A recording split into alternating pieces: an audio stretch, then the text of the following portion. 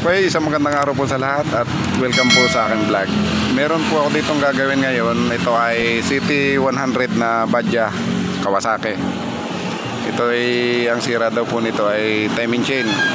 Ngayon ay aking paanda rin at ipaparinig sa inyo kung anong klaseng tunog mayroon roon. Ngayon hindi pa nagagawa. Ayan, paanda rin ko po. Ayan, pakinggan nyo po kung anong klaseng tunog mayroon ka. Yan ang tunog niya ngayon.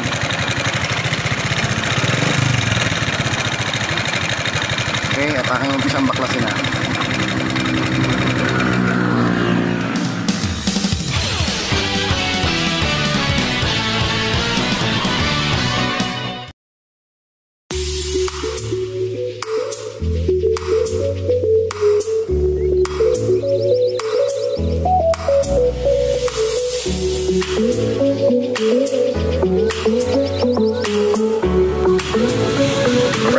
Mapapansin ninyo na yung tensioner niya ay hindi pa natin nakakalas.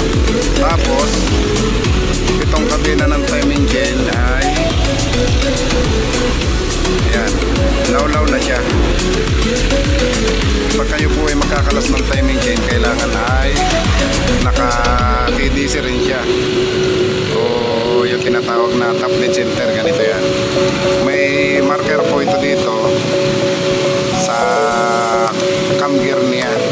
Yan, makikita ninyo pagkatapatin nyo yung pinakang marker niya. Ayan po, makikita yung marker niya. Tatapat nyo na po yan dito. Tatapatin nyo bago nyo baklasin yung timing chain. O kahit mas mapaklas na cylinder head, kasama rin yun.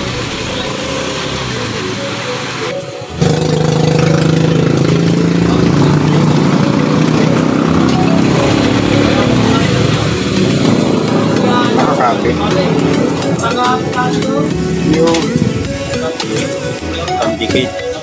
pandikit saka yung dowel pin nakakabit. Aray, dumi. Ayan na.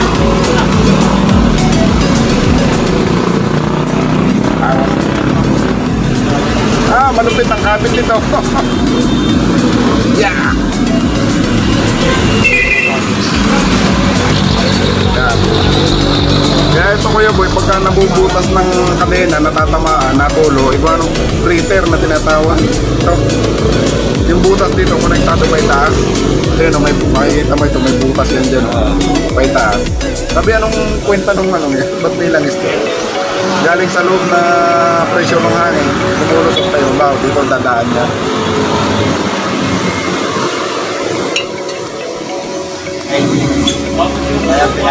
Ayan, bago po kayo magtanggal ng tensioner, ay huwag nyo munang tatanggalin yan. Tatanggal na yan itong sprocket na ito ng camshaft, camgear na tinatawag. Ayan, bago po pala langis niya.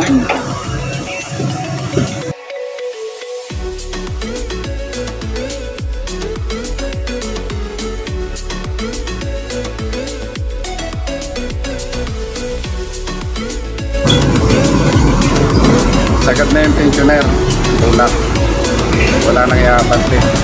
Kaganon, ibig sabihin talaga kailangan palitan ng kadena ng timing chain. Walang diferensya ang tensioner natin. Yan. Mamaya pag pinalitan ng kadena ng timing chain, balik, aatras ng konti yan bago yan.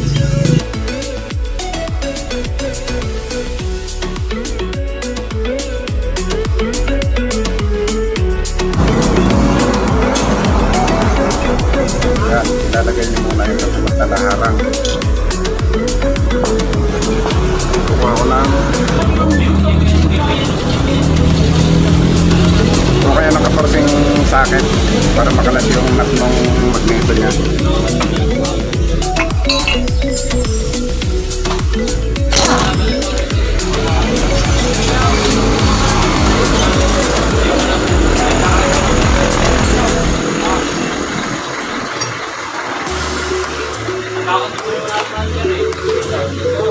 Tapos ay cooler.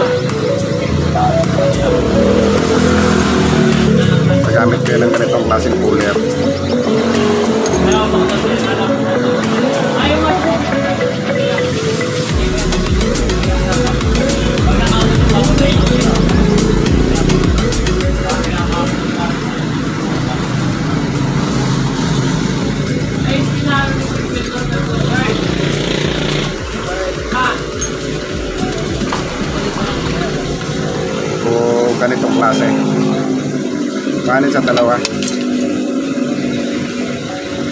Pero mas prefer ko na gamitin ito dahil yung tornilyo nito ay hindi nakakabilog nito. Yan.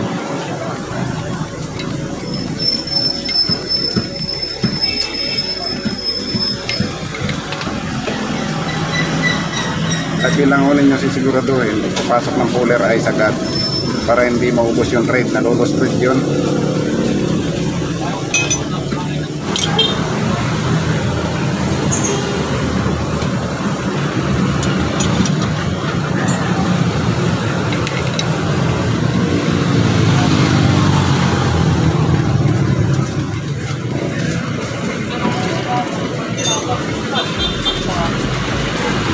Numero 17 yung akin.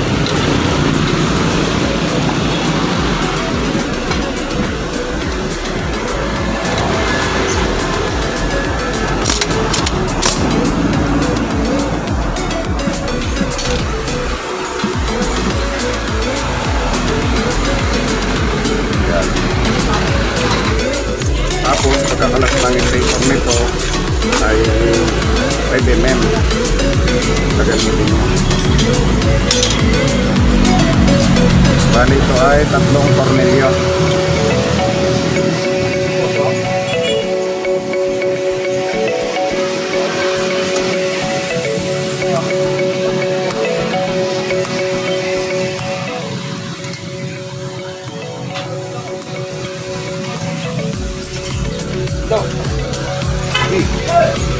Manika muna dyan.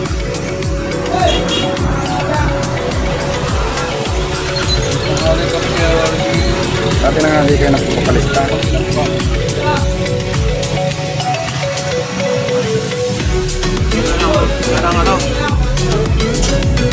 Pagdukot ng timing chain.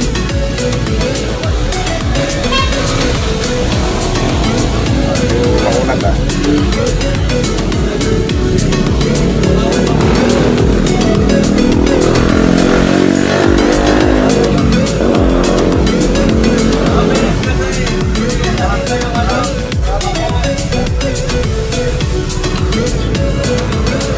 Yan, tanggal na.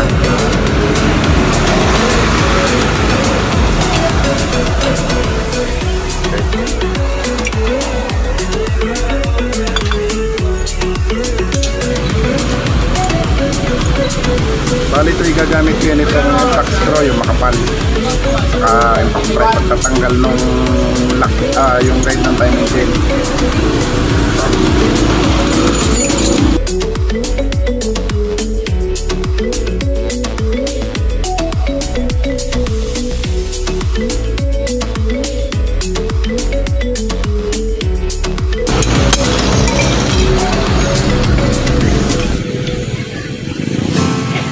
Bale ito po pala yan, sira din yung timing guide niya.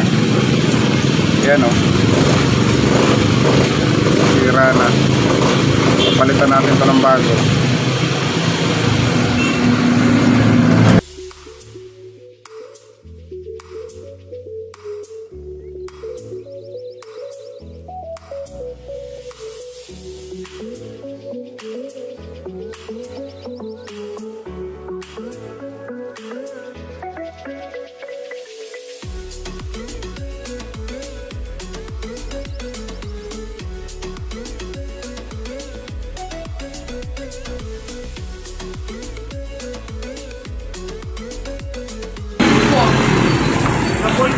Narito po ipapakita ko sa inyo kung ano yung problema ng piston ring nya.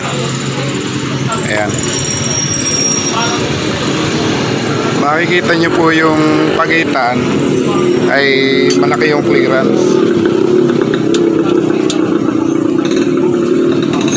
Yun, makikita nyo yung sa compression ring, yung makapal na piston ring.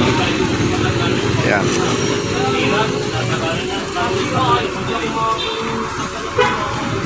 Yun, makikita nyo malaki na yung clearance niya. Saka itong isa, aking isasalpak. Ganito po pagka kayo ay magsusukat ng piston ring para malaman kung kailangan na bang palitan o hindi pa. Yan, saksak nyo yung piston. Tapos yan, makikita nyo yung pagitan, may siwang o pinakang awang na siya. Tapos ito sa oil ring, yan, dahil wala pong tama yung kanyang block, ay piston ring po yung papalitan dito. Ayan, maliwanag na lawak na yung clearance, as in lulusot ang langis, ganon. Ngayon, yun, makita nyo may clearance. Dapat yan ay konting-konti lang. Bali, ito pong CT100 na badya na ito ay papalitan dito. Timing chain, yung guide ng timing chain, tapos ay piston ring at valve seal. Yun po ang mga papalitan. Papakita ko na rin po sa inyo kung paano magpalit ng valve seal nito, kung anong klaseng pagkakalas o pagkakabit. Okay? Okay, narito na nga po yung gagamitin nating pyesa sa CT100 badya na ito. Ito yung valve seal na original, ikakabit natin, genuine po ito. Yan. Tapos yung guide ng timing chain nya, yung pinagdidiinan ng tensioner dito. Tapos bali makoto lang yung gagamitin nating piston ring. Yan. Kahit yung base gasket ay makoto, secondary gasket dun sa top, makoto rin po yan. Tapos bali ito po ay SK genuine na timing chain gagamitin dito. Yan, mga gagamitin. At ipakikita ko po sa inyo yung pagpapalit ng valve seal, pagkakalas, pagkakabit dito sa cylinder head na ito. Yan, pakita ko sa inyo.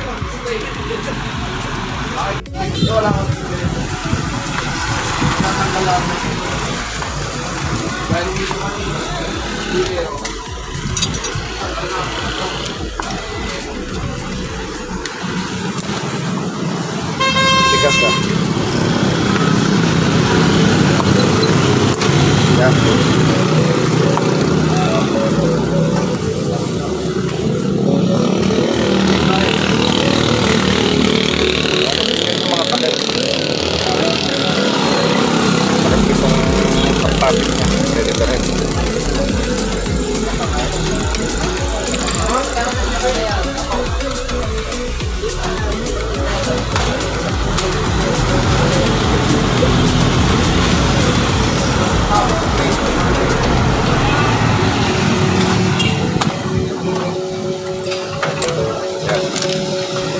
May lock po ito dito.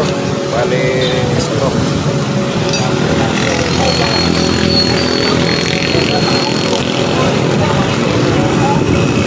Gamitan nyo ng box ko, yung makapal. So, ito rin. Tanggal ito.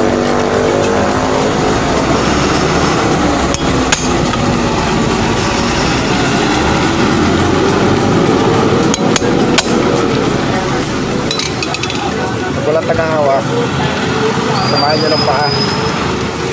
Kalas. Yan.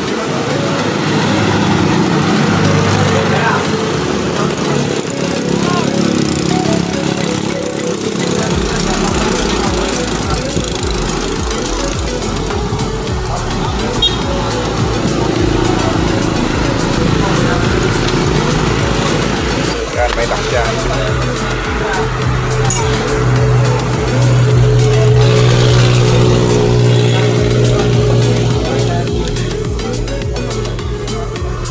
Bali, ito nga pala yung masilan kalasin, tracker arm nya. Kung ito may mga needle bearing sa loob. Kaya pag magkakalas kayo, dahan-dahan lang. Dahan-dahan yung magkakalas nito. Baka mag-iwahe-wala yung needle bearing sa loob.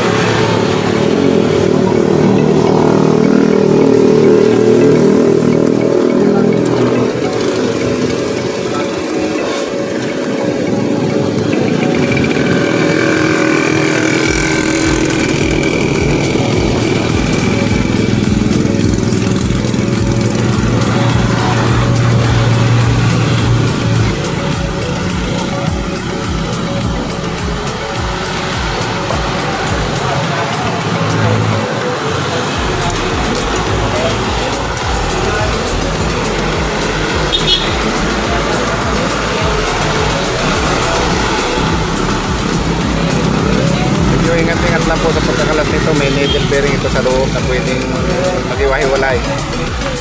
Yung po ay once na maghiwa-hiwalay ay mahirap na ibalik. Yan.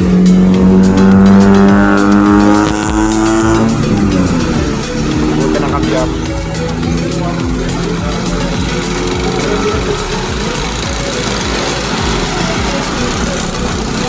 Tapos po kayo ng basahan, kailangan nyo ito.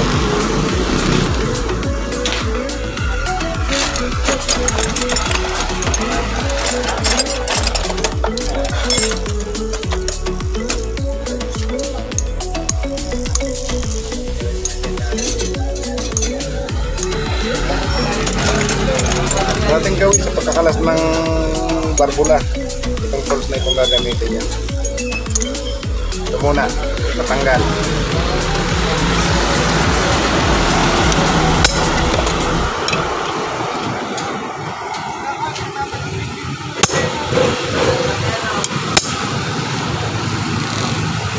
Tigas ah.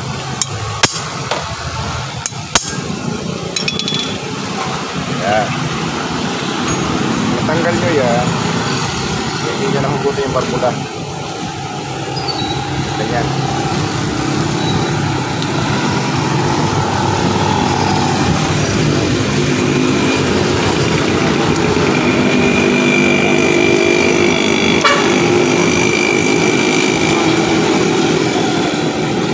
Yan ang balsit niya.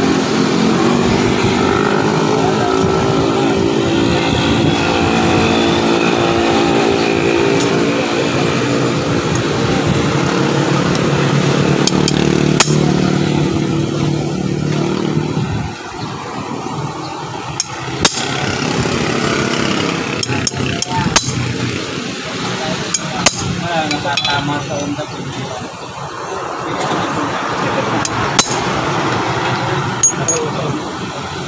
Okay. Yan.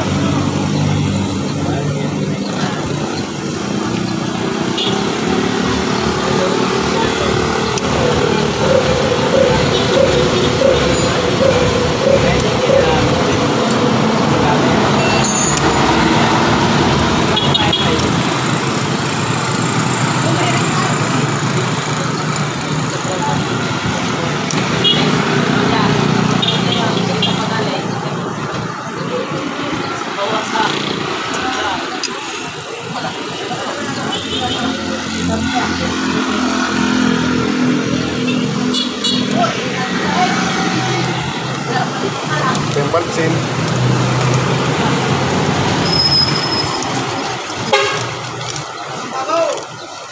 Original para hindi madali tumigas.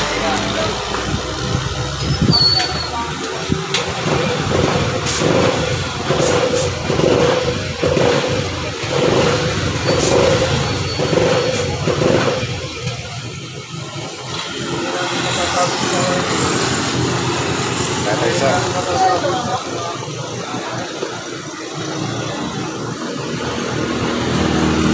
Kali na lahat lagi may display. Yan, nakakabit na. Wala, wala.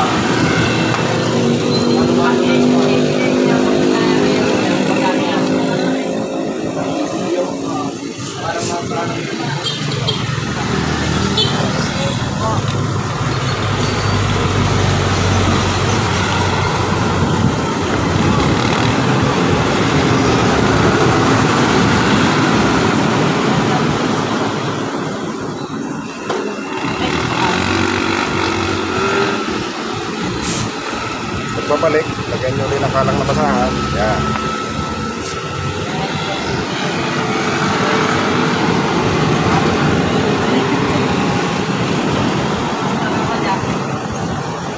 Set nyo na itong lock ng valve spring nya sa retainer. Ganyan.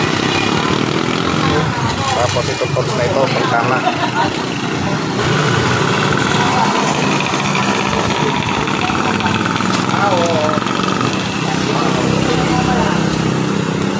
Yan.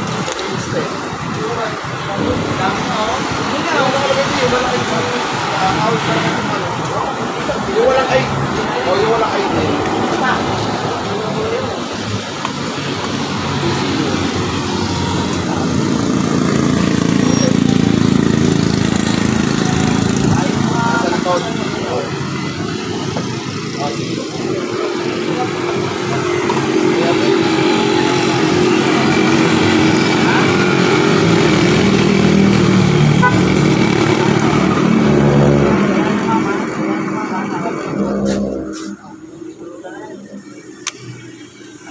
Yo. Tapos pa nga. Wala na, bibili pa. Bali ganun lang po tutubuo nito. Natanggal, nakabit.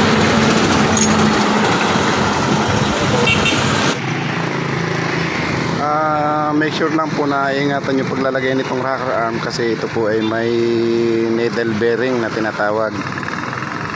Yan, pakita ko sa inyo.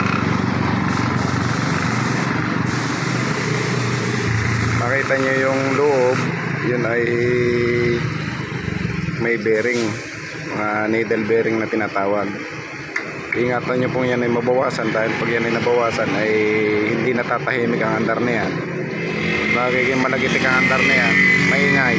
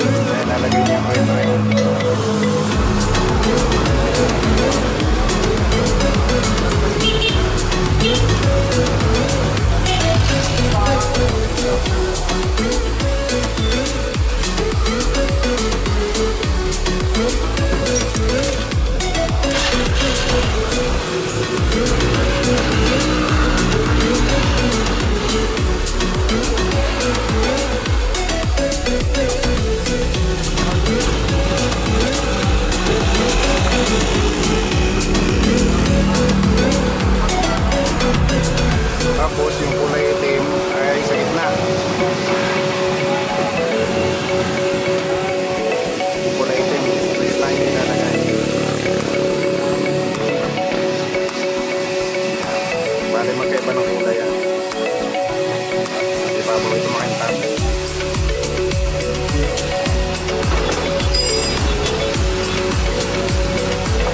Yan na, pwede na ilagay.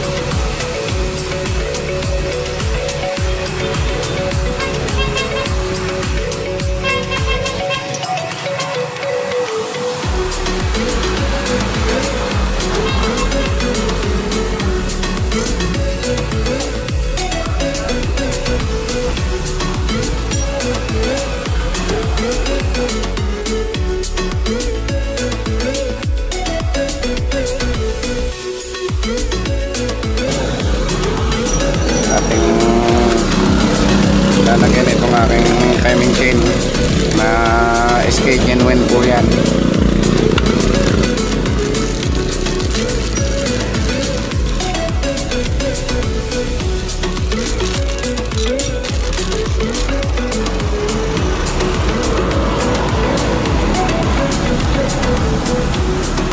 So yan po yung hugis ng timing chain nya. Padya 100.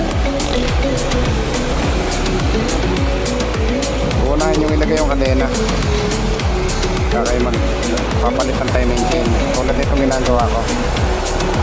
Yan, ganyan.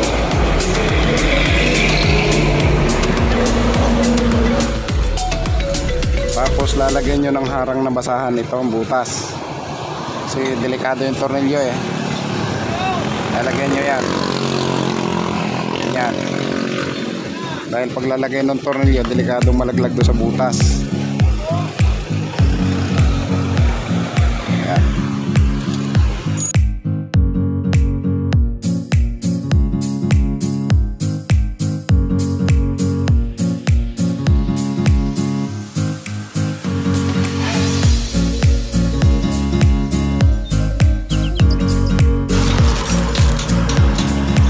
Bali yung guide niya ay may pinakang bushing ito. Yan, makikita nyo makintab na yan. Lalagay nyo dito. Ganyan. Saka nyo ilalaglag pababa.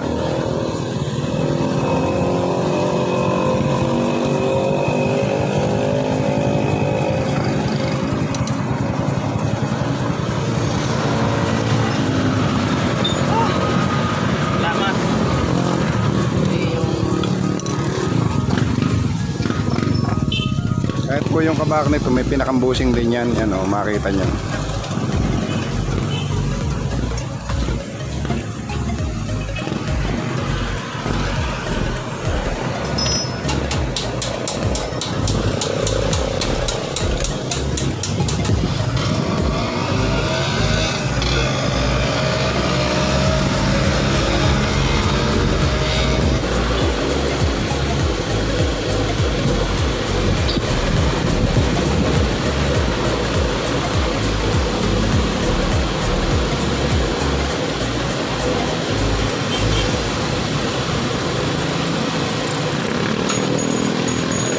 Saka nyo ibabalik itong cover nya, itong pinakang stator.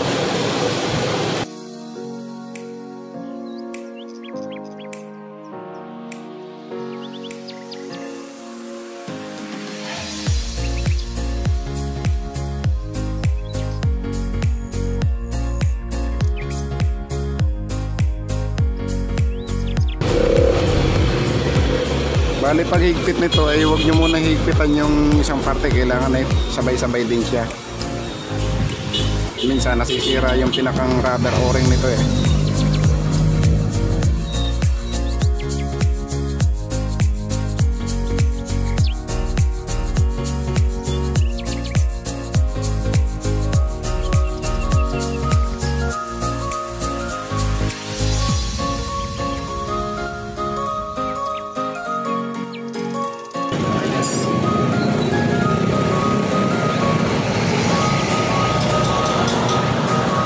Lalagay nyo ng paganyan ng konya.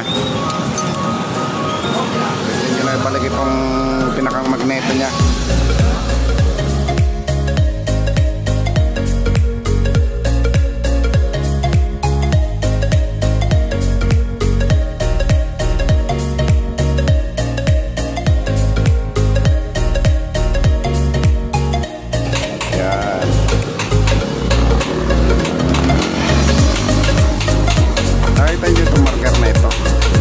TDC nya, top lead center na tinatawag. Yan. Itatapat ko na po yan diyan. May araw yan. Yan.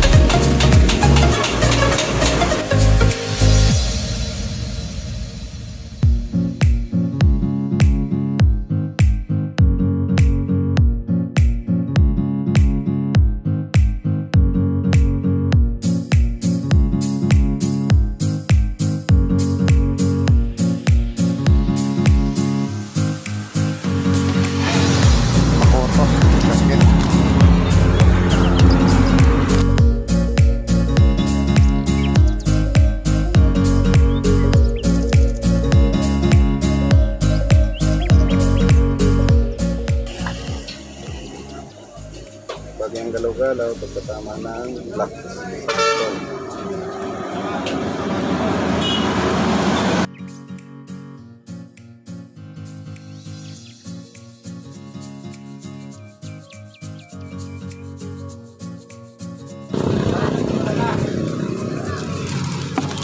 Tapos susunod nyo itong lata.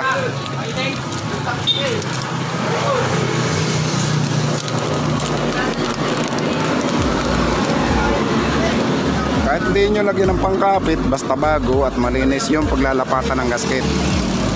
Tulad nito. Yan.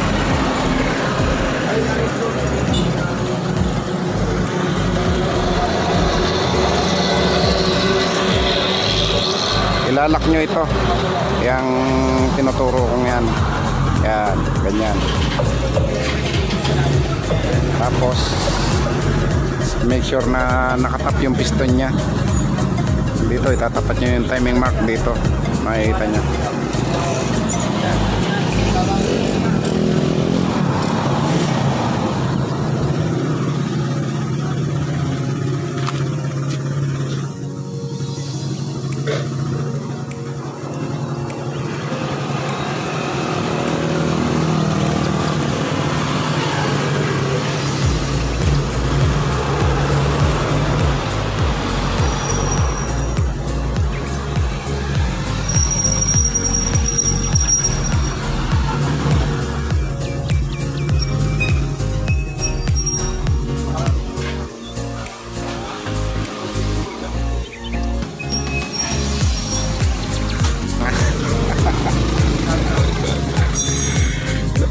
Tulad nga po ng sabi, lagi nyong sisiguraduhin na wala singaw ito. Bubusan nyo ng gasolina. Kaya tulad yan, walang singaw.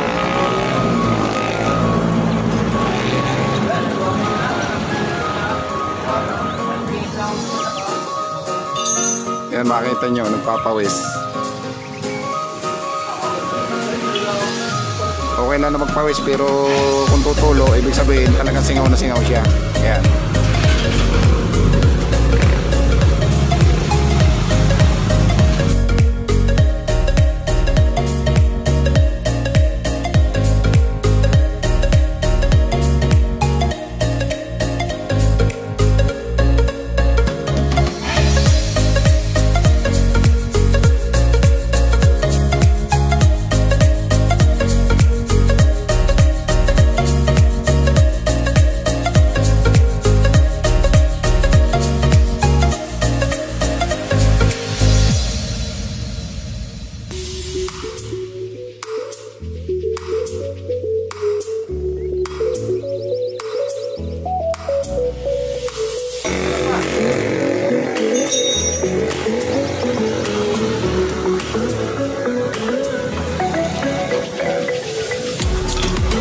Lalagay nyo itong bushing ng kanyang camshaft cam gear.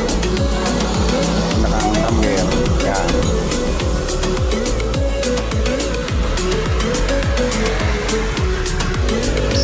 Tapos itong timing na ito ay sa itaas.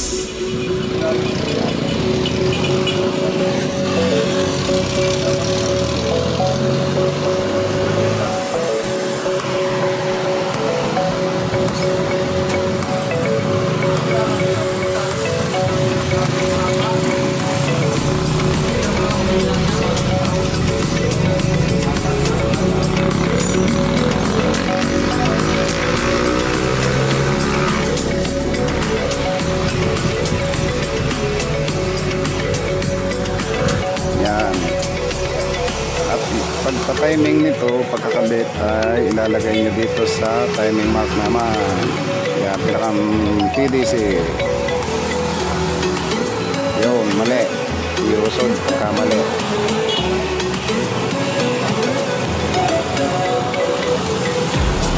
Yan. Ibig sabihin, kailangan pang i-adjust ng isa. Yan. Ganyan po ang tamang pagkatama ng cam gear. Yun, makita nyo yung pinakang kanal na yun. Doon nyo itatama. Tapos itong timing mark dito sa ibabaw. Sa ilalim, dito naman. Yan.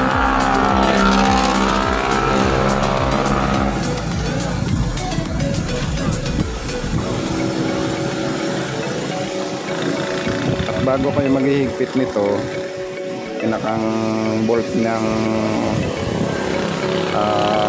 gear ng camshaft, itong pinakang cam gear, ay make sure na ilalagay nyo na yung tensioner.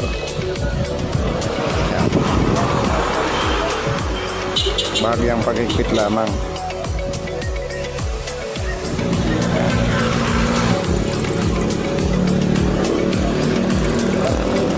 Flat screw na maliit ang gagamitin nyo dito para may release ito.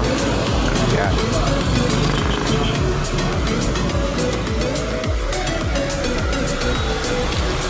Lagi nyo lang titingnan yung araw, may araw ito pa itaas.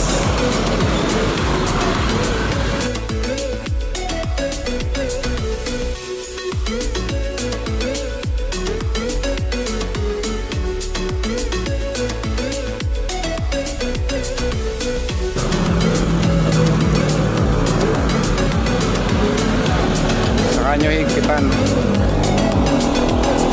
Yan.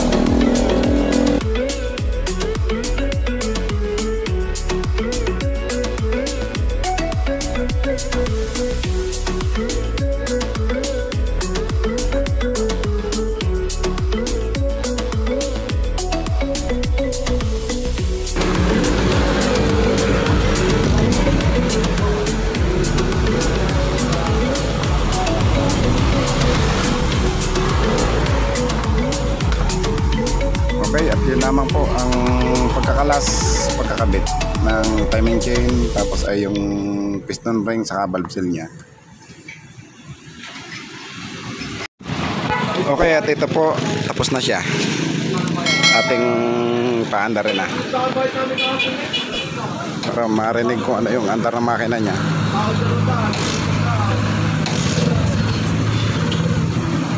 Yan po. Ay, matay.